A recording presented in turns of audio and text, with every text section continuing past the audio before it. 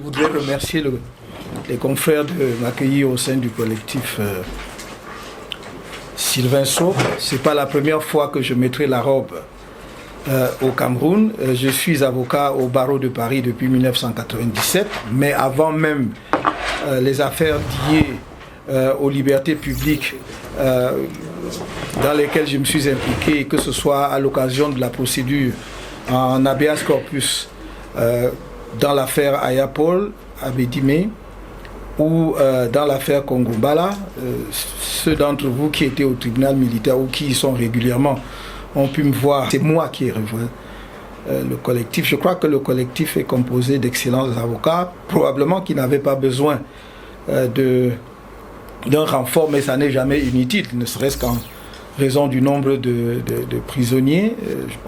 Et de toute façon, le dossier est tellement vaste, important, que toutes les contributions, me semble-t-il, des confrères de la profession sont toujours les bienvenus. Et je ne crois pas que le collectif se limiterait à moi. S'il y a d'autres avocats qui voulaient joindre le collectif, qui voudraient joindre le collectif, je pense qu'ils seraient les bienvenus.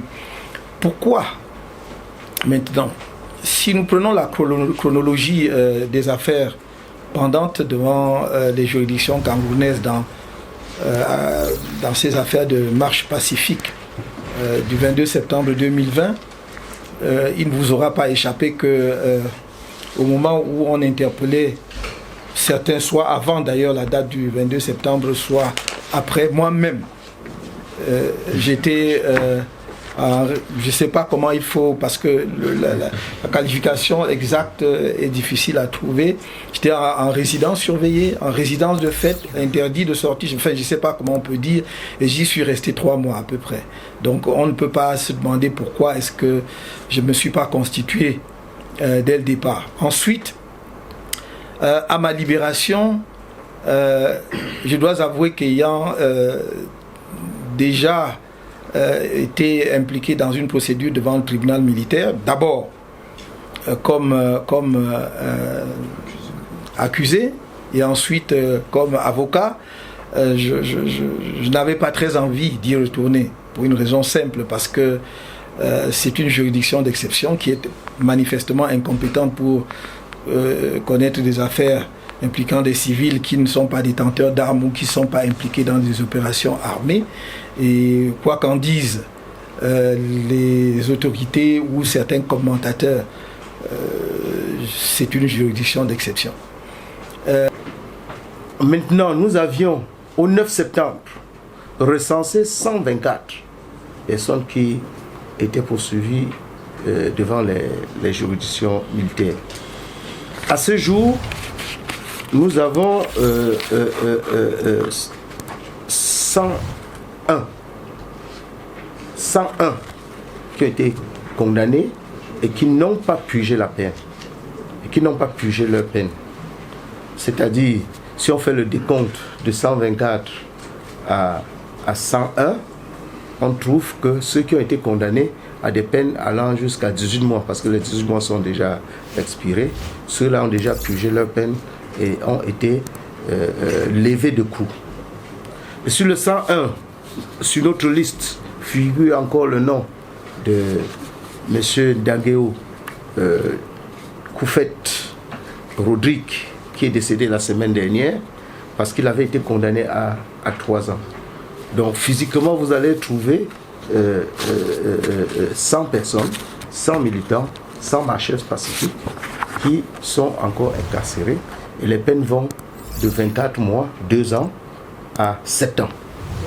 J'ai envie de dire qu'on quitte les eaux glauques de l'illégalité pour entrer, espère-t-on, dans une phase de ces procédures où on va enfin appliquer le droit, où on peut espérer que des juridictions civiles vont appliquer le droit. Et à cet égard, j'ai bon espoir que en rejoignant les confrères, en m'associant à la procédure, on peut contribuer ensemble à donner une tonalité juridique, judiciaire, professionnelle à ce dossier pour que les magistrats civils jugent comme le prescrit leur statut, suivant la loi et leur conscience. Il s'agit de faire du droit. Le champ politique est là pour que l'on fasse la politique.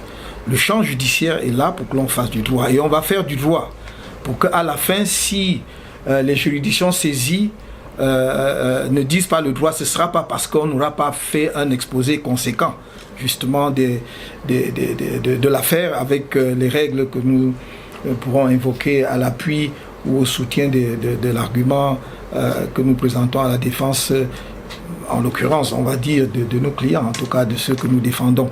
Donc, je pense que ma présence ici ne change rien à l'affaire, parce que l'affaire a déjà un caractère politique. Nous voulons à nouveau remercier le confrère Maître Kamto de nous rejoindre. Comme lui-même l'a dit, deux intelligences valent toujours mieux qu'une. Nous lui réservons l'accueil qu'il mérite et nous savons pouvoir travailler en parfaite harmonie et avec la plus grande efficacité. On aura besoin de sa grande expérience.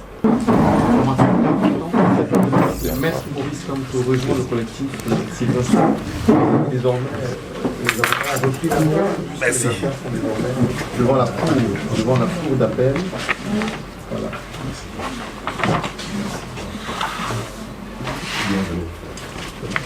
Voilà, donc, désormais, nous passons à la cour d'appel.